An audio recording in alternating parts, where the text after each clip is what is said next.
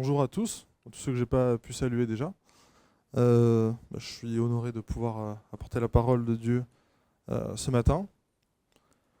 Euh, Peut-être que certains d'entre vous ont encore l'idée pas totalement correcte que la Bible parle beaucoup de Dieu qui vient nous emmener au ciel. J'aimerais vous montrer que dans la Bible on trouve plutôt Dieu qui vient sur terre pour habiter parmi son peuple. Et donc, je peux déjà vous dire, pour ceux qui sont équipés de Bible ou de téléphone avec une application Bible dedans, on lira dans Luc chapitre 19.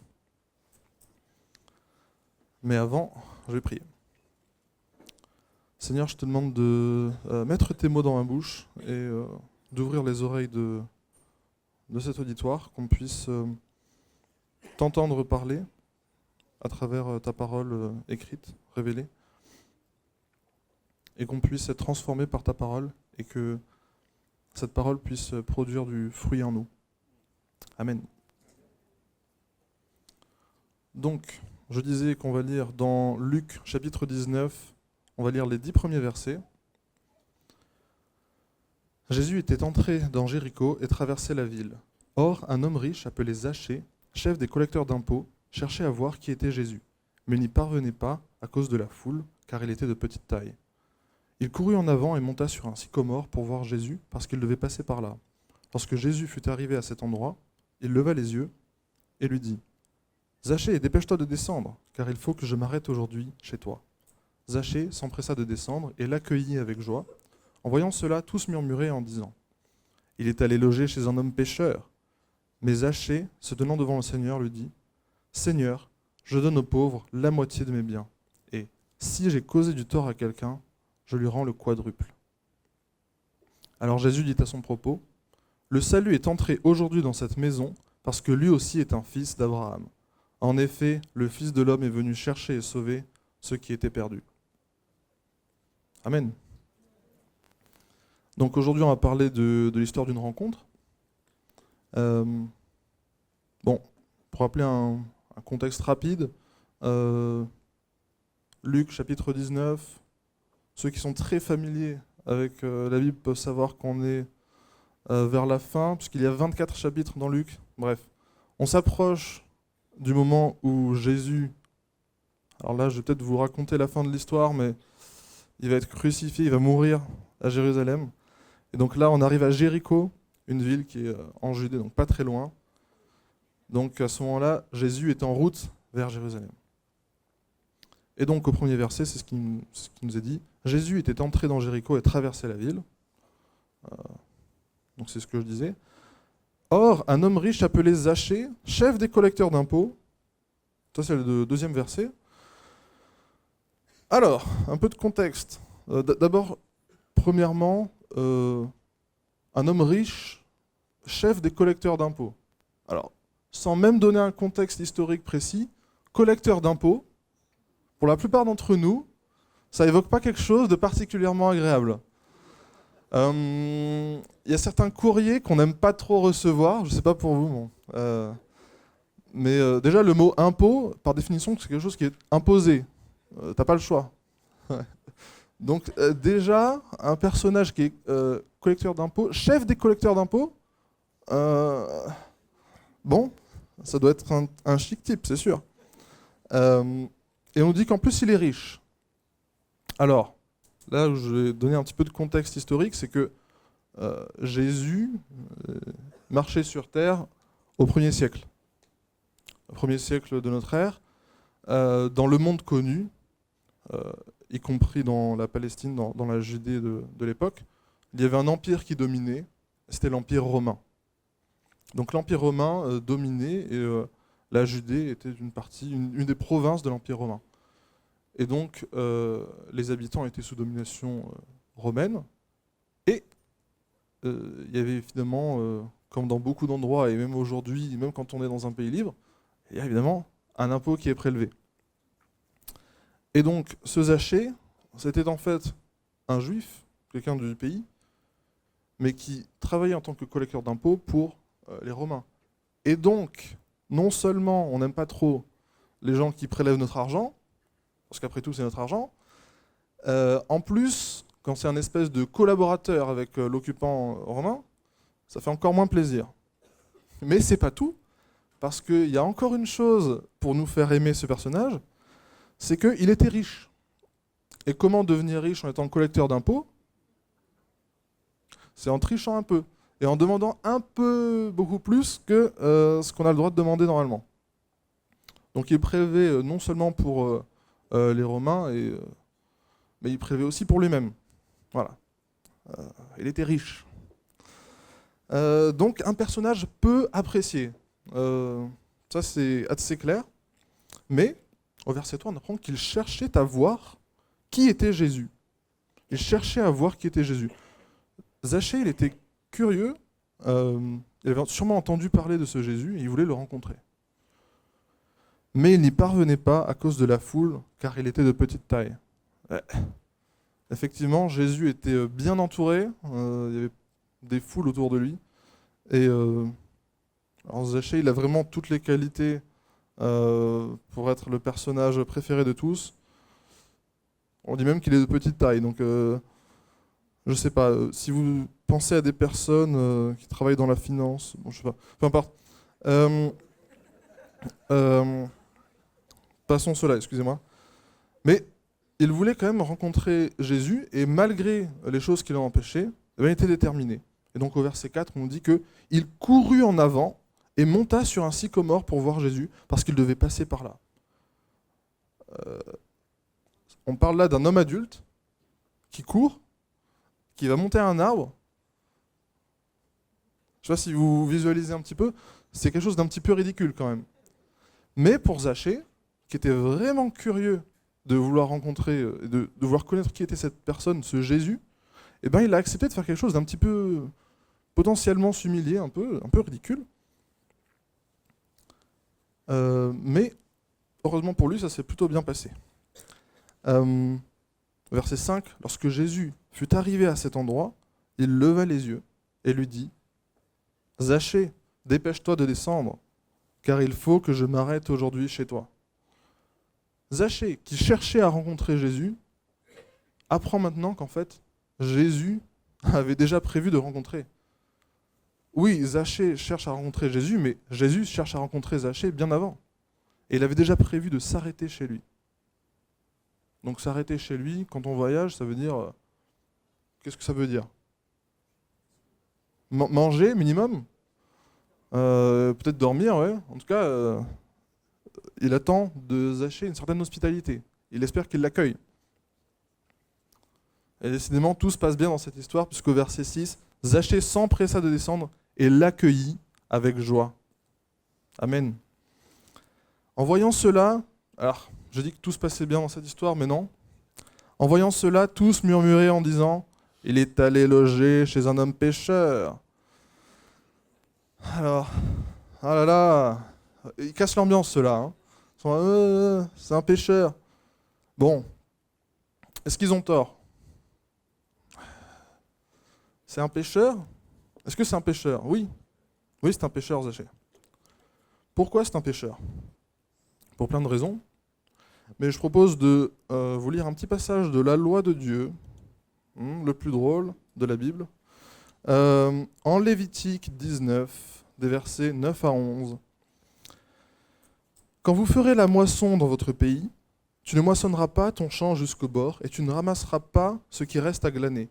Tu ne cueilleras pas non plus les grappes restées dans ta vigne, et tu ne ramasseras pas les grains qui en seront tombés. Tu le laisseras aux pauvres et à l'étranger. Je suis l'Éternel votre Dieu. Vous ne commettrez pas de vol, et vous ne recourrez ni au mensonge, ni à la tromperie, les uns envers les autres.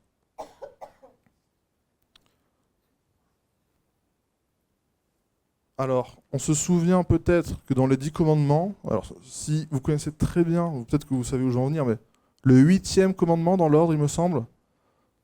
Est-ce que quelqu'un l'a en tête? C'est dans le thème de ce que je viens de dire, hein. C'est facile. Tu ne voleras pas.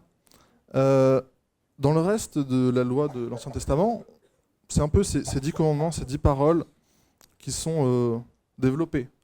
Ici, on apprend que Dieu demande à son peuple non seulement de ne pas activement voler, mais en plus de toujours garder en tête que les ressources qui devraient me revenir, en fait, elles ne sont pas que pour moi. Elles sont aussi pour les gens dans le besoin. Et donc, il est répété en fait dans ce passage que j'ai lu, vous ne commettrez pas de vol. C'est le même commandement que dans les 10 commandements, n'est-ce pas? Mais c'est associé avec ces autres façons de voler en fait. Selon Dieu, le vol, c'est pas juste le vol. On peut être coupable de vol devant Dieu sans avoir activement dérobé quelque chose. Mais en fait, tout ce qu'on possède, ça ne nous appartient pas vraiment. Tout vient de Dieu. Alors pourquoi ne pas utiliser nos ressources pour les personnes qui en ont besoin? On dit, oui Seigneur, on prie, Seigneur, donne de l'argent aux pauvres, donne à manger aux pauvres. Bah, peut-être que le Seigneur a prévu de faire ça en passant par nous. C'est peut-être une idée farfelue. Moi, je pense que c'est raisonnable, je pense que c'est biblique. Donc en fait, Zachée, peut-être qu'il n'a jamais littéralement volé quelque chose, mais en fait, selon Dieu, il est coupable de vol. Mais alors, évidemment, la plupart d'entre nous, si je vous demande, est-ce que vous avez déjà volé quelque chose? C'est facile, je pense que... Alors, enlève la main, non. On va pas faire ça. Mais si je demandais qui est coupable de vol ici, la plupart d'entre nous ne sommes pas condamnés pour vol, n'ont jamais été, voilà. On va dire, non, je ne suis pas un voleur. Mais selon cette définition un peu plus large, qui je pense est conforme à la loi de Dieu, bah, je pense que moi je suis coupable de vol devant Dieu, dans le sens où ça m'est arrivé de considérer que le peu que je possède, ou tout ce que je possède, en fait c'est pour moi, pour moi-même. Je sais pas, j'ai reçu un salaire, je le mérite. Alors, non seulement, comme on en parlait, il y a des impôts, alors en plus, avec le reste de mon argent, je devrais penser aux autres. Pénible. C'est à moi. Non, c'est pas vraiment à toi. Et donc pour Dieu, le vol, c'est pas seulement le vol comme nous on comprend. Et j'aimerais qu'on puisse réfléchir à ça et qu'on puisse peut-être réviser un peu la façon dont on pense à nos ressources.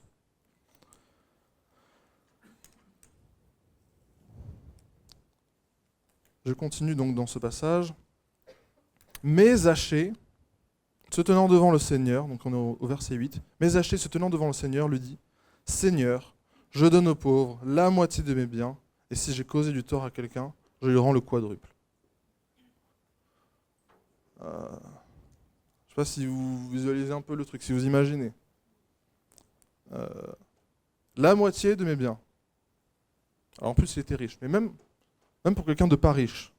Imaginez que pour faire la volonté de Dieu, pour bénir les gens autour de vous, vous soyez prêt à donner la moitié de vos biens. Pas la moitié de votre argent, la moitié de vos biens. Admettons que dans un foyer, vous ayez 2 voitures. Ah, une voiture pour les pauvres. Une, ça suffit. Vous avez un petit appartement pas très grand. Hop, la moitié de l'appartement pourrait être utilisée pour héberger les pauvres. Bon, c'est difficile quand même. Mais ce que je veux vous faire remarquer, c'est que Zachée, il n'est même pas seulement prêt à se débarrasser de la moitié de ses biens. Puisqu'après, il dit, si j'ai fait du tort à quelqu'un, moi, je suis prêt à donner le quadruple pour rendre ce que j'ai pris en trop. Alors, je ne sais pas s'il a bien fait ses calculs, Zachée, mais si tout le monde entend parler de ça, il ne devrait pas lui rester énormément. Enfin, j'espère que tout le monde ne le prendra pas au mot. Ce que je veux dire, c'est que il y a un changement énorme dans la vie de Zachée, là.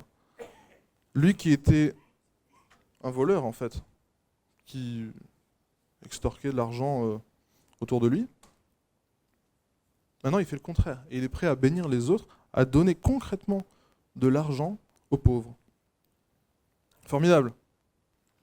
Et suite à ça, le Seigneur dit, alors je lis le verset 9, alors Jésus dit à son propos, le salut est entré aujourd'hui dans cette maison, parce que lui aussi est un fils d'Abraham.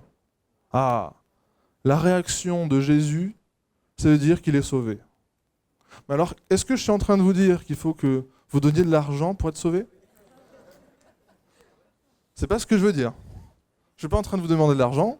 Je suis pas en train de demander de l'argent pour l'église. Je suis même ni pour la voiture, c'est ça. Je suis même pas en train de vous dire qu'il faut que vous donniez votre argent aux pauvres pour être sauvé. Parce que c'est pas ça que Jésus dit. Et c'est vraiment sur ce verset-là que j'aimerais attirer votre attention. Dans le verset 9, Jésus dit à son propos, « Le salut est entré aujourd'hui dans cette maison parce que... » Ah, en fait c'est le verset le plus marquant, le plus intéressant, je pense, de ce passage. Premier verset, ok, Jésus arrive à Jéricho et trace sa vie. Intéressant, il y a sûrement des trucs à dire. Mais comparé à le salut est entré aujourd'hui dans cette maison parce que, on nous dit que quelqu'un est sauvé et on nous dit pourquoi il est sauvé. Notre attention devrait se porter sur ce verset en particulier. Je ne suis pas fou, vous êtes d'accord avec moi? Quand même. Et donc la raison, le verset dit, le salut est entré aujourd'hui dans cette maison parce qu'il a donné de l'argent. Ah non, pardon. Parce que lui aussi est un fils d'Abraham. Ah. Fils d'Abraham. Qu'est-ce que ça veut dire? On aurait presque préféré, peut-être, qu'il fallait donner de l'argent. Parce que moi, fils d'Abraham, je sais pas. Hein. Abraham, il a vécu quand même un sacré moment. Apparemment, il a eu pas mal d'enfants, une grande descendance. Avec tous les siècles qui sont passés, peut-être que son sang s'est bien répandu sur la terre. Peut-être que j'ai un ancêtre, peut-être que j'ai Abraham pour ancêtre. Mais je suis pas sûr. Alors, ne commencez pas à faire des recherches dans votre arbre généalogique, dans vos ancêtres. C'est pas vraiment de ça dont il est question. Fils d'Abraham, c'est important qu'on comprenne bien ce terme parce que c'est la raison pour laquelle Zachée est sauvé. Donc on a intérêt à bien comprendre ce que ça veut dire. Fils d'Abraham. Fils d'Abraham. Fils d'Abraham. Pour ceux qui connaissent assez bien la Bible, combien de fils d'Abraham sont nommés dans la Bible? 2. Ismaël et Isaac. Ismaël, il a eu avec Agar, l'égyptienne, et Isaac avec Sarah, sa femme légitime. Mais après la mort de Sarah, Abraham s'est marié avec une autre femme, qui s'appelle Ketura, et il a encore eu 6 fils nommés dans la Bible. Donc, 8 personnes sont sauvées. Ah, formidable. 8 fils d'Abraham. Non, évidemment, c'est pas ça que ça veut dire. On comprend par fils d'Abraham, descendant d'Abraham. Donc le peuple élu, le peuple d'Israël. Ah, ça nous aide toujours pas. Peut-être que parmi vous, il y en a qui sont des descendants d'Abraham, effectivement. Mais je ne pense pas que c'est ce que Jésus est en train de dire.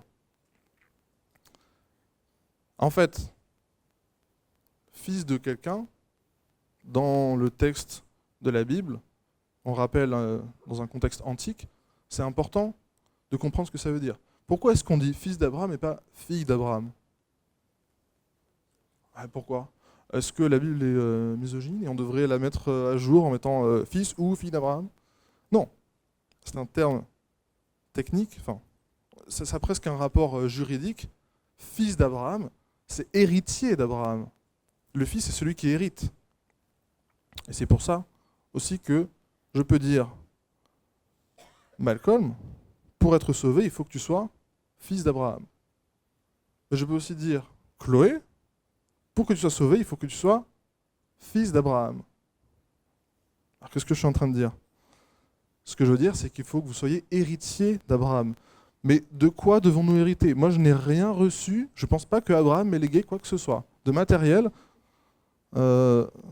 Siméa, ma femme, je ne sais pas si dans notre appart, on a quelque chose qui appartient à Abraham. Moi, je ne suis pas au courant. Mais ce n'est pas de ça dont il est question. Et pour ça, l'apôtre Paul nous donne la réponse en Galates, chapitre 3. Je vais lire les versets 6 à 9, Galates 3, 6 à 9. Tout comme Abraham eut confiance en Dieu et que cela lui fut compté comme justice, reconnaissez donc que ce sont ceux qui ont la foi qui sont les fils d'Abraham. Or, l'Écriture prévoyait que Dieu considérerait les non-juifs comme justes sur la base de la foi. Et elle a d'avance annoncé cette bonne nouvelle à Abraham. Toutes les nations seront bénies en toi. Ainsi, ceux qui croient sont bénis avec Abraham, le croyant. Ah, c'est plus clair. Merci. Merci Paul d'avoir éclairé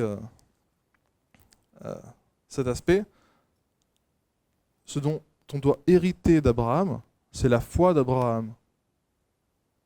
C'est ça le bon héritage d'Abraham. C'est pas les terres, c'est pas les troupeaux, c'est la foi. Donc Paul cite ce verset qu'on trouve en Genèse 15, verset 6, il me semble, que Abraham eut confiance en l'Éternel et cela lui fut compté comme justice.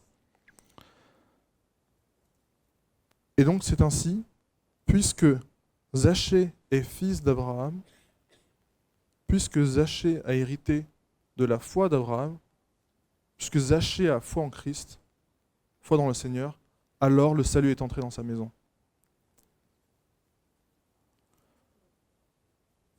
Le salut est entré dans sa maison.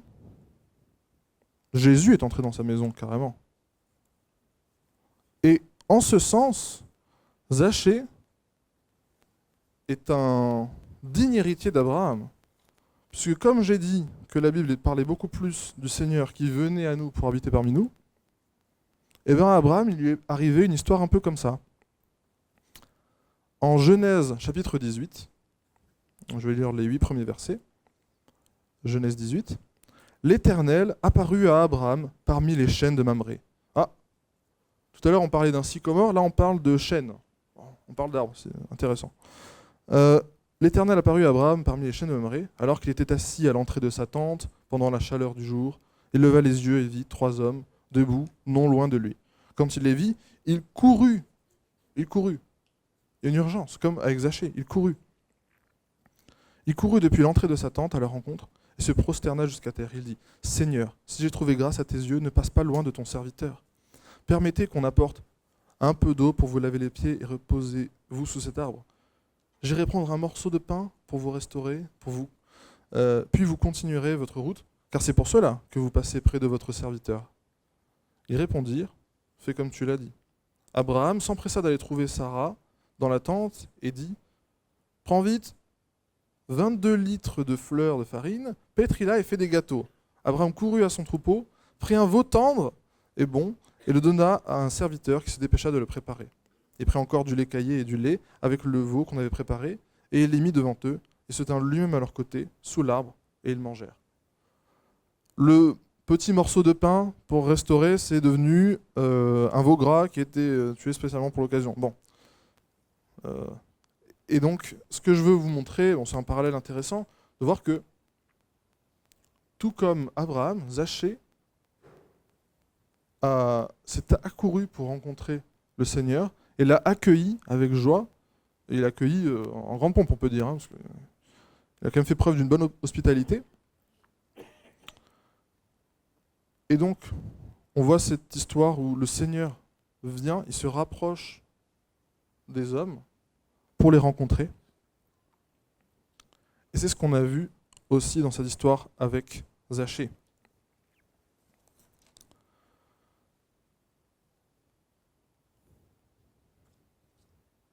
Le salut est entré aujourd'hui dans cette maison parce que lui aussi est un fils d'Abraham. Effectivement, digne héritier, il accueille le Seigneur de la même manière. En effet, le Fils de l'homme est venu et chercher, sauver ceux qui étaient perdus. C'est le dernier verset. Effectivement, le Fils de l'homme, c'est un titre que Jésus utilise pour parler de lui-même. C'est un titre messianique.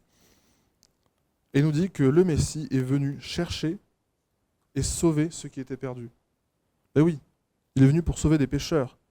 Et donc la réaction de la foule qui disait « Ah, il est parti manger ces hommes pécheurs », ben oui, c'est pour ça que Jésus est là. C'est pour ça qu'il est venu.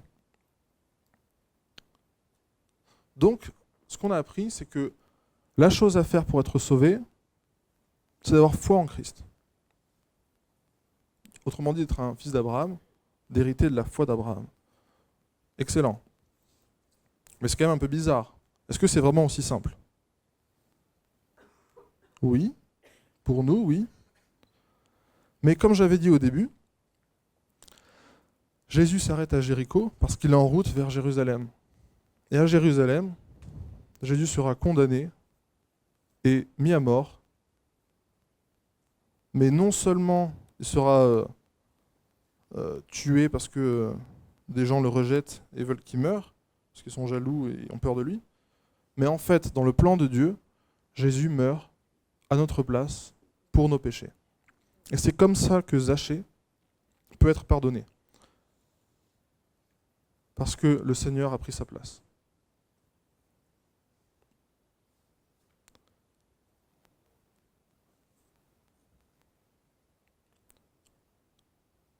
Ce que je veux dire, c'est le Seigneur, il n'avait aucune raison, il n'était pas forcé de se faire homme, de venir souffrir pour nous. Mais par amour pour nous, il a décidé de le faire. Cependant, c'est là où on retourne un peu sur ce qu'on avait vu. Quand Zachée dit « Seigneur, je donne aux pauvres la moitié de mes biens, et si j'ai causé du tort à quelqu'un, je lui rends le quadruple », c'est un changement radical. Comme on l'avait vu, avant c'était quelqu'un qui volait aux autres. Ce n'est pas parce qu'il a donné son argent qu'il est sauvé, mais parce qu'il est sauvé que maintenant il est transformé et il est capable de faire ça. Il y a quelque chose de radical qui a changé en lui. Alors, c'est avant. Puisque maintenant il a mis sa foi en Christ, il peut être détaché de son argent, et l'argent peut redevenir ce que c'est vraiment, à savoir juste de l'argent, un moyen. Parce qu'avant, imaginez un peu quelqu'un qui vole pour s'enrichir. Au fond, son Dieu, son maître à lui, c'était l'argent. Il faisait tout pour l'argent et il comptait sur l'argent pour bien manger, pour bien vivre. Mais en fait, ça ne va pas très loin. C'est très utile pendant les quelques années où il est sur Terre, mais après, une fois qu'il est mort, ça ne sert à rien. Et c'est exactement l'enseignement de Jésus en Matthieu 6, le verset 19 à 24. Ne vous amassez pas des trésors sur la terre, où les mythes et la rouille détruisent, et où les voleurs percent les murs pour voler. Mais amassez-vous des trésors dans le ciel, où les mythes et la rouille ne détruisent pas, et où les voleurs ne peuvent pas percer les murs ni voler. En effet, là où est ton trésor, là aussi sera ton cœur. Ce qui a changé pour Zachée, c'est que son trésor a complètement changé. Ce n'est plus son argent, l'argent qu'il avait volé d'ailleurs, mais c'est le Seigneur lui-même. L'œil est la lampe du corps, si ton œil est en bon état, tout ton corps sera éclairé. Mais si ton œil est en mauvais état, tout ton corps sera dans les ténèbres. Si donc la lumière qui est en toi est ténèbres, combien ces ténèbres seront grandes? Personne ne peut servir deux maîtres, car ou il détestera le premier et aimera le second, ou il s'attachera au premier et méprisera le second. Vous ne pouvez pas servir Dieu et l'argent. Alors dans certaines versions, vous avez « et mammon », c'est un terme araméen qui personnifie l'argent. Effectivement, Jésus enseigne qu'on ne peut pas servir Dieu et servir l'argent. Ce que Zachée faisait jusqu'à maintenant, c'est qu'il servait l'argent. Mais depuis que sa foi est passée de ses richesses à Jésus-Christ le Seigneur, eh bien tout a changé. Et donc sa vie est complètement transformée. Et c'est là que j'aimerais attirer votre attention sur le fait que ce que Jésus dit, le salut est entré aujourd'hui dans cette maison parce que c'est un fils d'Abraham, c'est en réponse aussi à ce que Zachée avait fait, en disant « Voici, je donne aux pauvres la moitié de mes biens, et si je cause du tort à quelqu'un, je lui rends le quadruple. » Ce n'est pas tellement parce qu'il a donné son argent qu'il est sauvé, mais parce qu'il est sauvé qu'il est capable de donner son argent. Et en fait, cette transformation de vie, ce changement radical, c'est le signe extérieur du changement intérieur. Et c'est là où il faut bien comprendre les choses. Ce n'est pas parce qu'on fait des bonnes choses qu'on est sauvé. Mais si on est vraiment sauvé, si on a vraiment mis notre foi en Christ, ça doit causer un changement important.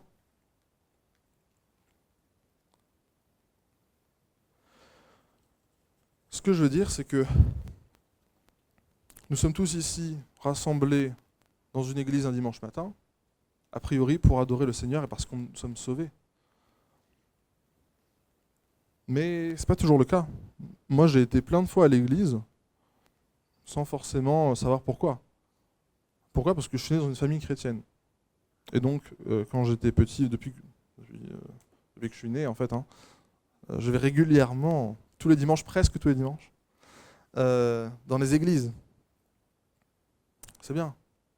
Mais c'est pas ça qui va faire que je vais être sauvé. Alors, à partir d'un moment, il a fallu que je mette ma foi en Christ. Et ça a été un changement radical pour moi.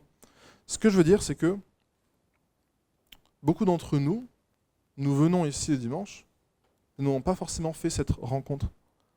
Nous n'avons pas forcément mis notre foi en Christ. Vous pouvez être là peut-être parce que votre partenaire ou votre époux vient à l'église et vous l'accompagnez. Peut-être parce que vos parents vous emmènent et que vous n'avez pas le choix. C'était un peu mon cas avant. Ou peut-être que vous avez entendu parler par un ami ou que vous êtes curieux. Mais ce que je veux dire, c'est que pour nous tous, il y a un appel aujourd'hui.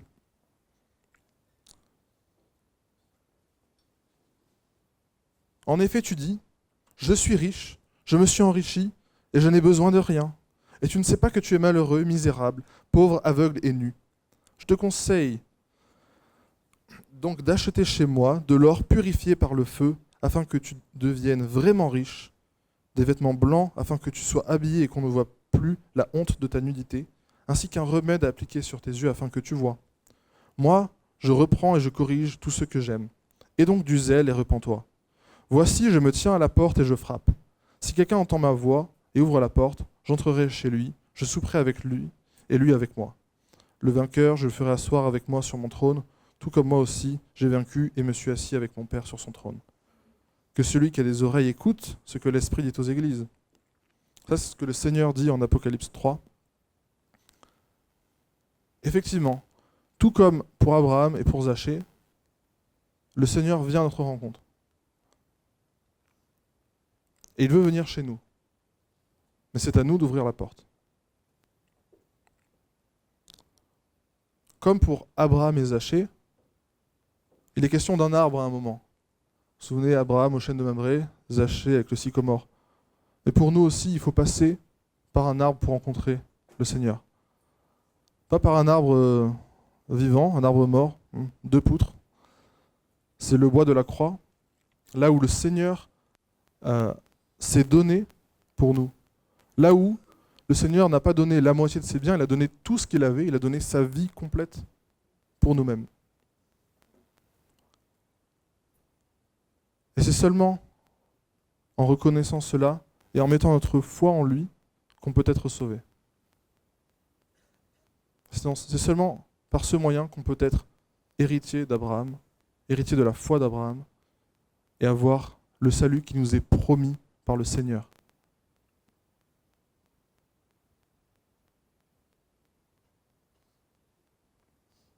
C'est pas autrement.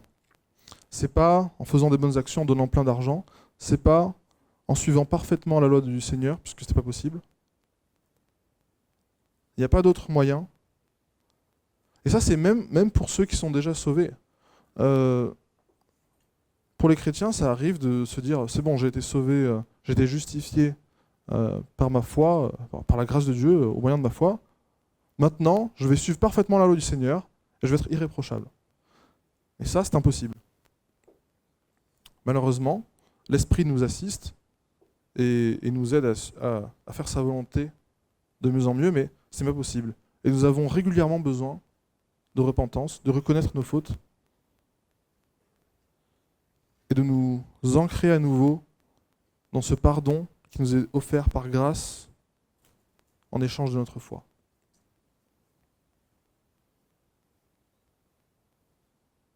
C'est la fin de mon message. J'espère que chacun ici peut s'examiner. Peut-être ce dont j'ai parlé par rapport, ce dont je pense la Bible parle par rapport à la gestion de nos ressources, vous fait réfléchir. Peut-être que certains se rendent compte qu'ils n'ont pas toujours fait ce qui était bien. C'est mon cas aussi. Mais sachez que, parce que Jésus s'est donné pour nous, qu'il n'a rien retenu, qu'il s'est fait pauvre pour nous, pour que nous soyons riches dans les cieux, eh bien nous avons cette promesse de la vie éternelle, une vie en abondance. Et si quelqu'un, jusqu'ici, n'avait pas encore rencontré le Seigneur, eh bien c'est l'occasion pour vous de réfléchir à ça et de prendre une décision. Est-ce que je vais ouvrir la porte pour que le Seigneur habite en moi? Alors vous allez dire, oui, mais chez moi, c'est le bazar, c'est sale. Attends que je nettoie un peu et ensuite le Seigneur pourra venir. Non. C'est pas comme ça que ça marche avec le Seigneur. Le Seigneur entre et il va vous aider à faire le ménage. On est encore en hiver, mais le neige de printemps arrive bientôt, je crois. Merci.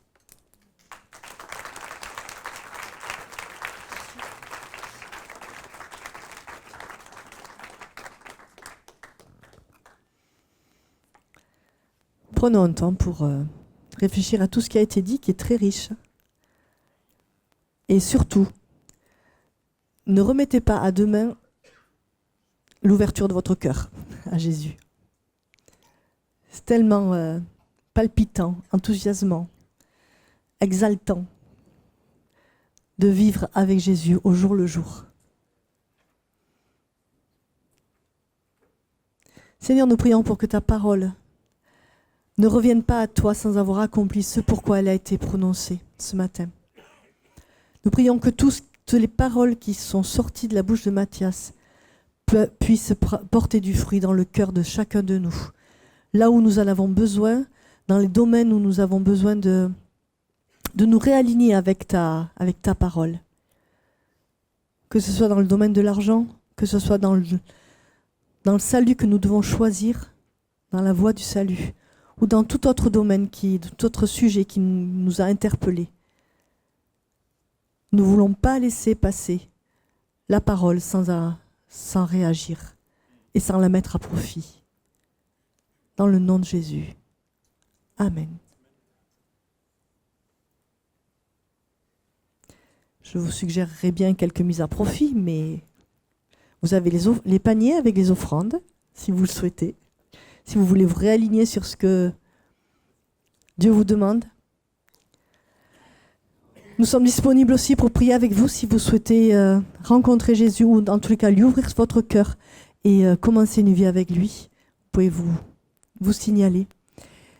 Et pour tous, que la grâce de notre Seigneur Jésus-Christ vous soit donnée pendant toute cette semaine afin que vous soyez sel et lumière partout où